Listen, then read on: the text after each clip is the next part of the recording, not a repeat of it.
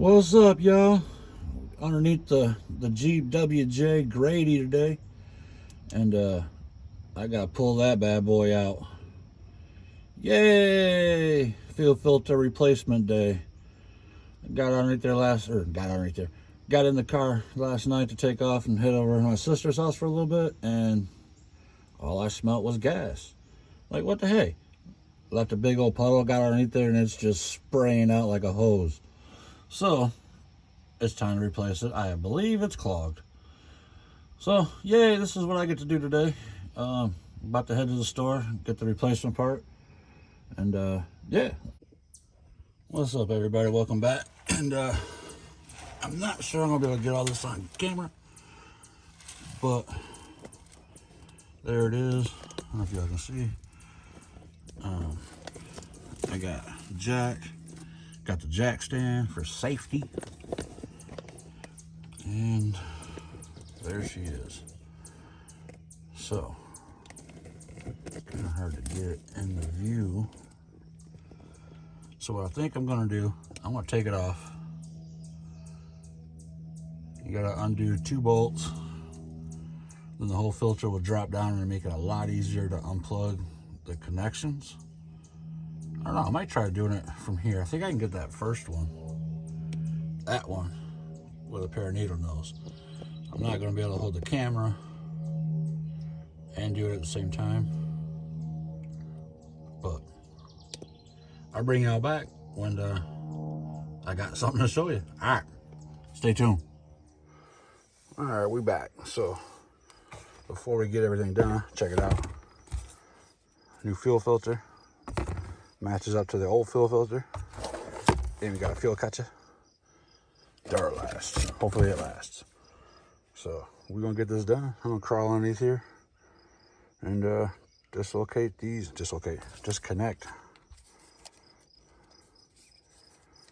connections. Hopefully it shouldn't go too bad. All right, I'll see y'all in a little bit. What's up, everybody? So welcome back, and I think I may be able to record this. I got it strapped up with one of those bendable phone holder thingies. So I'm out here trying to find the right socket for that bolt right there. Now this is, can we see it? Is a 12 millimeter, and it's too big. So you know what that means, don't you? I gotta break out a 10 millimeter, y'all. And you know what that means. I mean, I gotta keep an eye on that thing. It's gonna walk off on me. I'm gonna lose it at least 5 times. I know I will. But, all right, let's go get the 10 millimeter. Man, I can't believe I gotta do this. I really don't want to. But when you gotta break out your 10 millimeter, you gotta break out your 10 millimeter. So, where'd my key go? There's my key.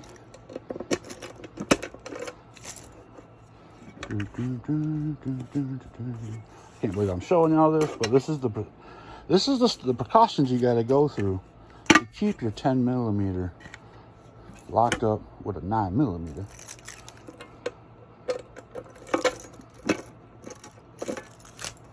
Gun safety, y'all. All right, let me take the key. I already got it. You got the other one. Ta-da! Wait a minute.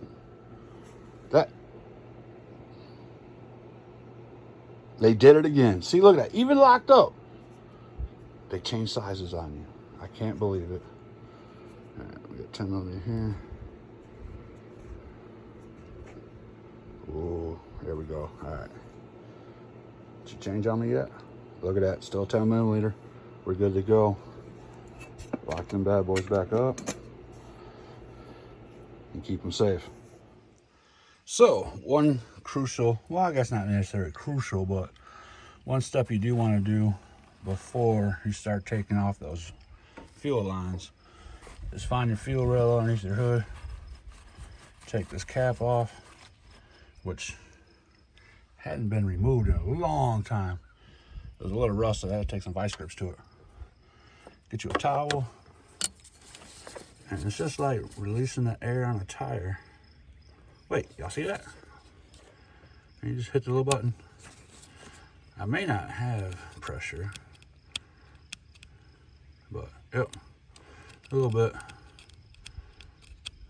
Come on. Just drain out your pressure there. And make sure it'll help with the fuel rush coming out of your lines later. There we go. Put your old rusty old cap back on. Make sure you cross-thread it, because you know that's how you do it. I never want to put this thing back on, really. There we go. Reconnect any hoses you may have had to disconnect. And good to go. Look at that inline 6. Ooh-wee. She a beast. I mean, it sounds like a beast, but all right, back to the job at hand. Also, another trick helps relieve pressure, but you don't want to like leave it open, because you're gonna have an open line and you're gonna get that gravity flow. Yeah. All right, back underneath it. All right, everybody. So we're back. As you can see, I got a big old hole. Wasn't able to get it on camera, but it was a pain in the butt and wasn't without casualties. So, I don't know if you can see it, if I can get it from here. That piece is supposed to be attached to the fuel filter. It snapped off. No biggie, so now I just got to get that out of there. And then, I don't know if you can see it. Let me zoom in here. That piece, gotta get my fingers back there. Where'd you go? There we go. This piece here has to come out. That's the old snap connect attachment, kind of like that white one right there. So I gotta get those out, because the new one comes with new ones. As you can see, here's the old one. Snapped it. But yo, if y'all can see that, that is so dirty. Oh my gosh. That is ridiculous. Look at that. It's just brown water coming out of there. Water. That's gas. That's what I was burning. I think I might need to drain my tank and flush it or something. I don't know if you can do that. But, yep, old one. Nice and shiny new one. All new hardware.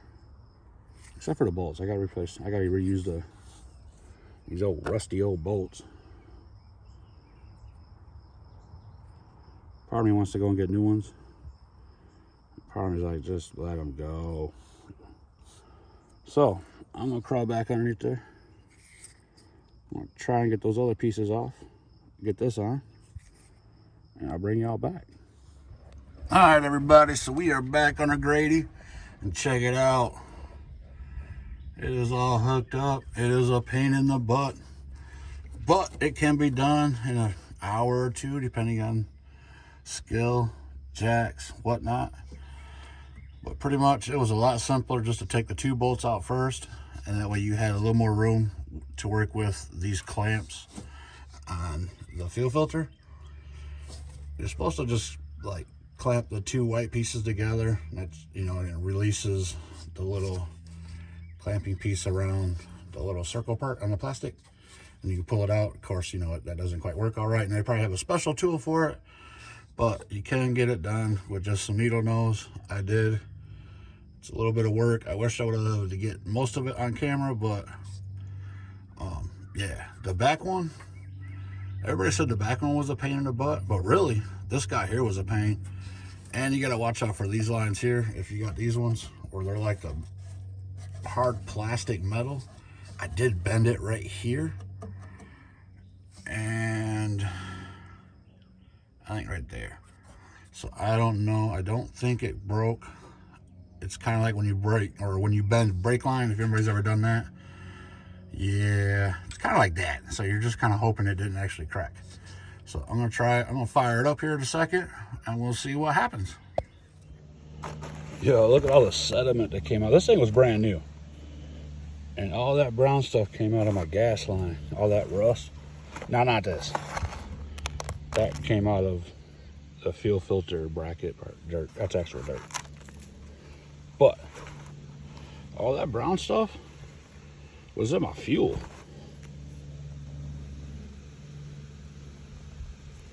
I don't know if you can still see it, how brown it was. It was, I mean, you can see it in the video earlier. But, yuck. So, this should be a lot cleaner now. Let's get her fired up. All right, everybody, here we go. Yeah. She fired up. She sounds good. Well, minus the muffler. So that's going to be the next project. I got spark plugs I got to do, and I got to fix my muffler again. So stay tuned. We'll have another project coming up soon. So yeah, there we go. It's all done. It's all done, and it's a little hot. But just got back from a little test drive. She running good. Minus that muffler again, of course. But, yo, hope y'all like this. It was an easy-ish kind of project. Kind of dirty. Kind of stanky. But not too bad. Just make sure you get rid of the pressure. And, yeah, make sure you have a can just in case you get a leak. Other than that, we good. So, hope y'all like this video. If you did, hit the comments. Tell me you did, you didn't, whatever. Hit the like button, subscribe, share with your friends, and come back because we have some more coming for you. Yeah. So there it is. We back from the test run. Everything still looks dry. Nice little coating of dust.